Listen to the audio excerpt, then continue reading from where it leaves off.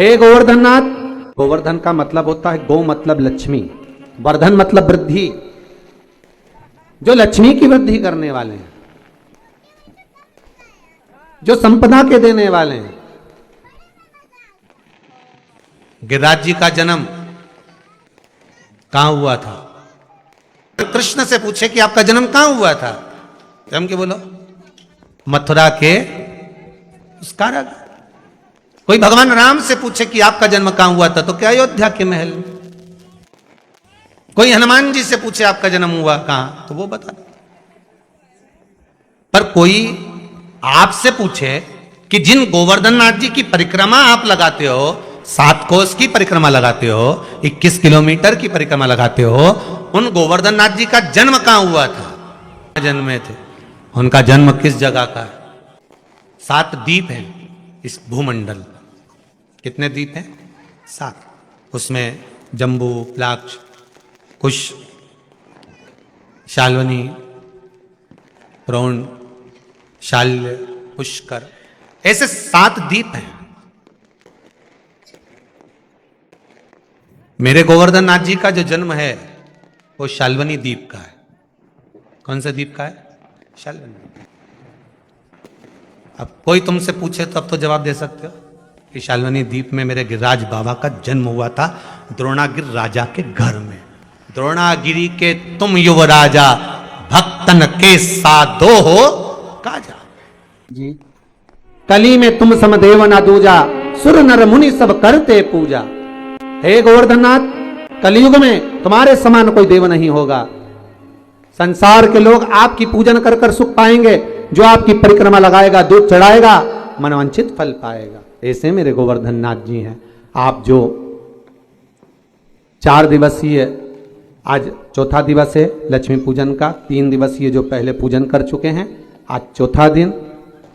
जो पूजन की थाली आपने सिक्के रख रखे हैं, उसी पूजन की थाली में जल का छींटा देकर रोली चावल मोली हल्दी से पूजन करना है। लाल पुष्प समर्पित करना है। 7 2 हल्दी की गठान, 2 कमल गट्टे,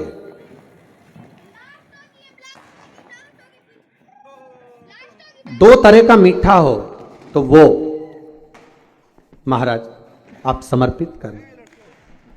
2 अमरबेल के टुकड़े उस थाली में समर्पित करें और निवेदन करें माता लक्ष्मी से।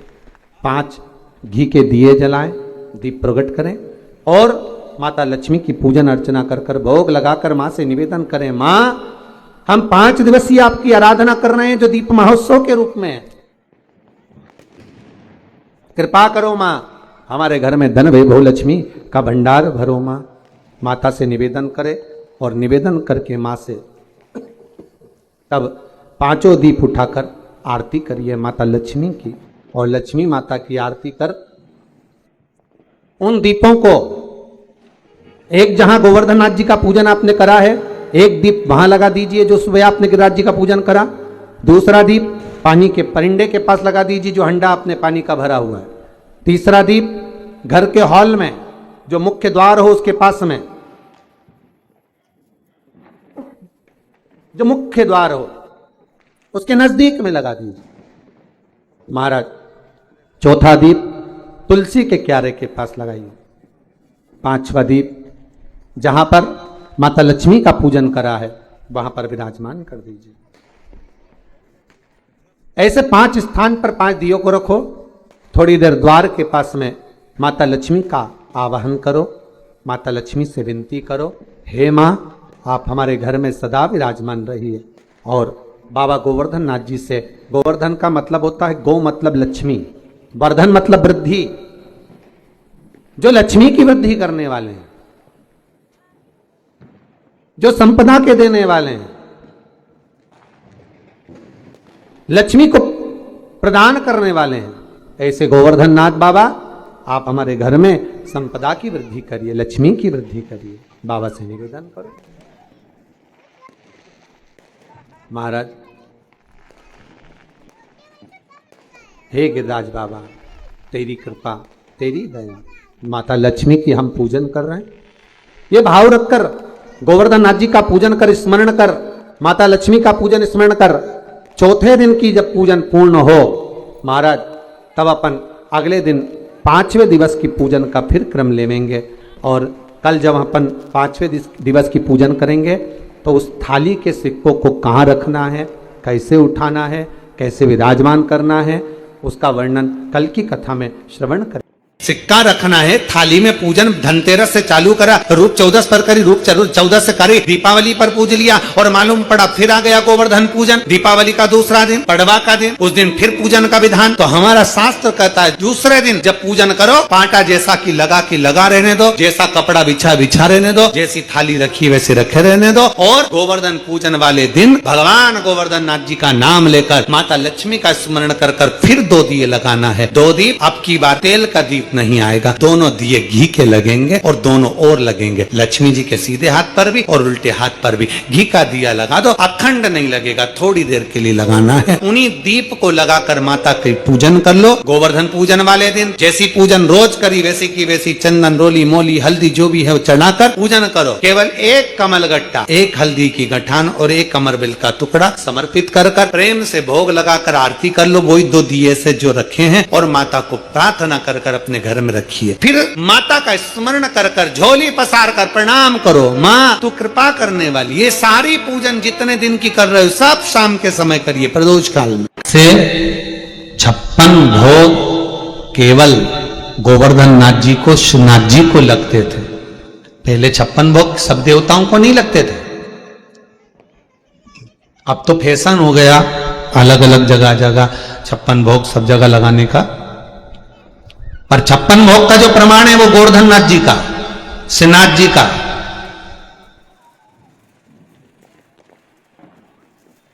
बाकी के देवी देवताओं का आप भोग बनाओ, बहुत सारे बनाओ, पर 56 भोग का प्रमाण नहीं, क्योंकि 56 भोग तो केवल गोवर्धन नाथ जी को लगे थे। और कब लगे थे? जब भगवान कृष्ण ने गोवर्धन पर्वत उठा लिया था, और उठाने के बाद जब पर्वत नीचे रखा था तब उनको 56 भोग लगे थे। तो 56 ही क्यों लगे थे? तो उसके लिए भी वर्णन किया गया। 7 दिन तक भगवान कृष्ण ने पर्वत को उठाया था। एक दिन में श्री जी बाबा को, मेरे ठाकुर जी को 8 बार भोग लगता है। 7 दिन तक जब तक पर्वत उठाकर रखा भगवान ने कुछ नहीं खाया। जब पर्वत नीचे रखा, 7 दिन का भोजन जो एक दिन में 8 बार खाते थे वो पूरा की पूरा एक साथ खाया। तो 7 8 56, इसलिए 56 भोग लगे। पर आज के जमाने में सभी जगह 56 भोग लगने लगे सारे देवताओं को। तो यहां प्रमाणित ये वर्णन नहीं करते। यहाँ 56 भोग का जो प्रमाण कहा गया, 56 भोग की जो स्मरण कराया गया, वो केवल श्रीनाथ जी बाबा को, केवल गोवर्धननाथ बाबा।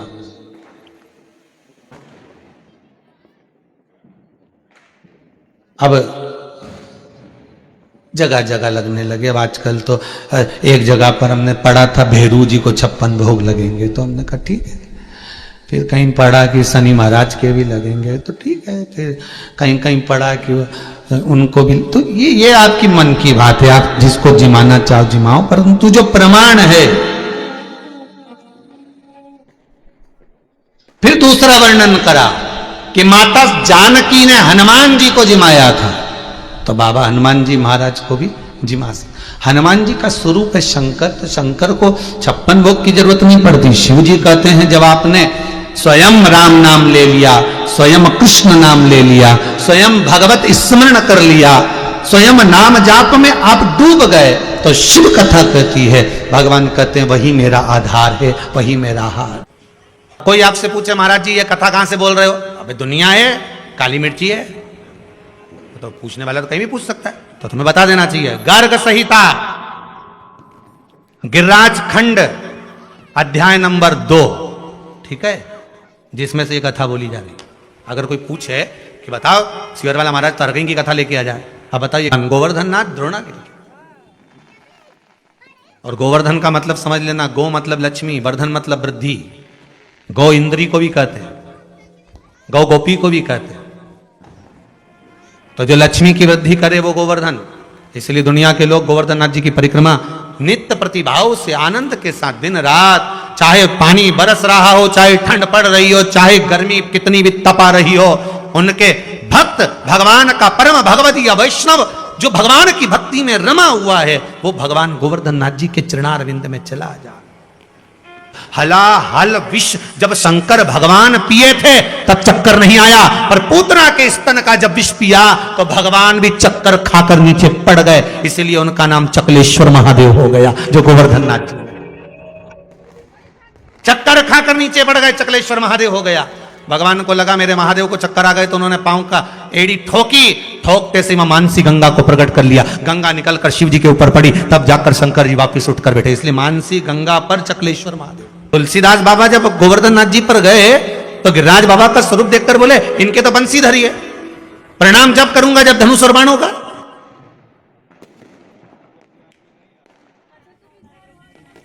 सूरदास जी बोले भगवान कृष्ण से दादा दयालु दातार, मेरी तो आंखें नहीं है, ये आंख वाला है तुलसीदास जी, इनकी आंखें हैं, पर ये प्रणाम जब करेंगे जब आप धनुष बाण लोगे। तुलसी मस्तक तब नवे धनुष बाण ले। अब तो गोवर्धन पर्वत पर चढ़ती हैं और वहां की जो दूबा है, घास है, उसी को तो पाती हैं। अरे मां, अगर मान लो गिरी गोवर्धन नाथ नहीं होते, गोवर्धन बाबा नहीं होते, तो तुम्हारी गऊओं को भाग कहां से मिलता, और वो दूध कहां से देती, वो मक्खन कहां से देती। मेरे ठाकुर ने इंद्र की पूजन को ये नहीं कि बंद करवाया, मेरे ठाकुर ने तो केवल इतना कहा है कि प्रकृति रहेगी, अगर नदी तालाब पहाड़ पर्वत ये रहेंगे तो हमारा भी जीवन यापन सही चलता रहेगा। आज के जमाने में लोग प्रकृति को काटते जा रहे हैं, पेड़ पौधे काटते जा रहे हैं। आज अभी आपको मालूम होगा कि पूर्व में जो कोरोना महामारी निकली है, उस कोरोना महामारी में ऑक्सीजन की कितनी कमी पड़ी थी।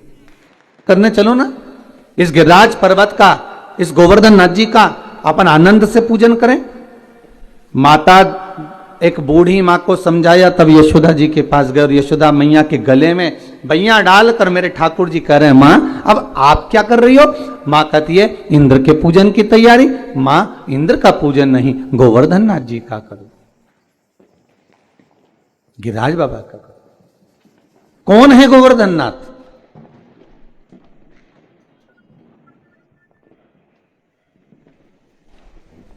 पुलस्त ऋषि के मन भाए, जोर विनय कर तुमको लाए।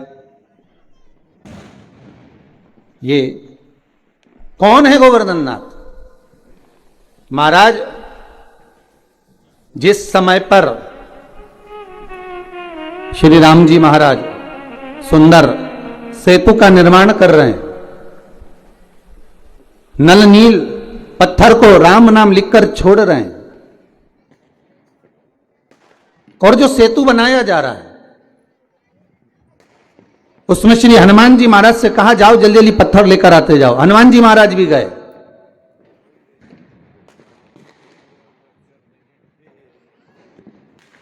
महाराज और हनुमान जी महाराज गए और गिरी गोवर्धन नाथ जी को उठाकर लिया है। अब पर्वत को लाते लाते लाते लाते उन्होंने कहा इतना विशाल पर्वत है, एक ही जगह पर रख दूंगा तो बस वहीं से मार्ग बन जाएगा। पर लाते लाते इतने में सूचना मिल गई कि अब तो इस सेतु का निर्माण हो चुका है, अब सेतु का निर्माण हो गया, अब नहीं लाइए, आप उसको रख दीजिए, जहां से लेकर आ रहे हो वहीं पर रख दीजिए, जहां पर हो वहीं रख दो। श्री गोवर्धन नाथ जी को सारे बंदर जितने भी बानर थे सारे के सारे जो पर्वत ला रहे थे, हनुमान जी ने जैसे ही गोवर्धन नाथ जी को नीचे रखा, सारे बानरों ने उनके ऊपर शिलाओं को रखना प्रारंभ कर दिया। प्रारंभ करा तो गोवर्धन नाथ जी की आंखों में जल भर गया और जल भरकर श्री हनुमान जी से बोले हनुमान तुम राम काज के लिए मुझे लेकर जा रहे थे, पर तुमने मुझे बीच मार्ग में रख दिया है। अगर मुझे भगवान नहीं मिले तो हे हनुमान मैं तुम्हें श्राप दे दूंगा कि तुम्हारी भी सेवा करने वाला बीच मार्ग में रह जाएगा। हनुमान जिसको मिलाने के लिए लेकर आए हो कम से कम एक बार उसका दर्शन तो करा देते, एक बार उससे मिला तो देते। हनुमान जी की आंखों में जल भर गया। हनुमान जी महाराज ने राम जी से जाकर कहा नाथ वो गोवर्धन पर्वत तो मुझे श्राप दे रहा है, गोवर्धन नाथ जी की वो कंदरें मुझे श्राप दे रही हैं। बाबा राघव जी, हे प्रभु जी आप बताओ मैं क्या करूं। भगवान राम जी ने कहा गोवर्धन पर्वत से जाकर कहो तुम चिंता मत करो, अभी त्रेता के अंतर्गत तुम्हें लेकर आ रहे थे, तुम विश्राम करो इसी जतिपुरा में, ब्रजमंडल में। जब भगवान राम का अगला अवतार होगा कृष्ण अवतार, तब स्वयं भगवान कृष्ण, आप जो प्रतीक्षा कर रहे हो, जो बाट जो रहे हो, जो इंतजार कर रहे हो, भगवान स्वयं राम कृष्ण का अवतार लेकर आएंगे और भगवान कृष्ण बनकर आकर आपकी पूजन करेंगे। देखिए शिव महापुराण में भी पहले वर्णन किया कि आप अगर इंतजार कर रहे हो, आप भगवान की बाट जो रहे हो, इंतजार कर रहे हो, प्रतीक्षा कर रहे हो, विश्वास रखकर भगवान का भजन कर रहे हो, एक दृढ़ता बनाकर, एक भरोसा रखकर, विश्वास रखकर, दृढ़ता रखकर अगर भगवान की भक्ति में डूबे हो, तो यह पक्का है आज नहीं तो कल मेरा महादेव, मेरा ठाकुर, मेरा राम, मेरा कृष्ण आपको मिलेगा जरूर, प्राप्त जरूर होगा।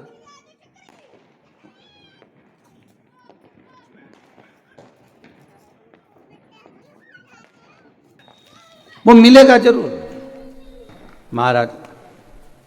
उसकी प्राप्ति का केंद्र बिंदु है हमारा विश्वास। वो कहते हैं ना महाराज, कृष्ण अवतार, तब स्वयं भगवान कृष्ण, आप जो प्रतीक्षा कर रहे हो, जो बाट जो रहे हो, जो इंतजार कर रहे हो, भगवान स्वयं राम कृष्ण का अवतार लेकर आएंगे और भगवान कृष्ण बनकर आकर आपकी पूजन करेंगे। देखिए शिव महापुराण में भी पहले वर्णन किया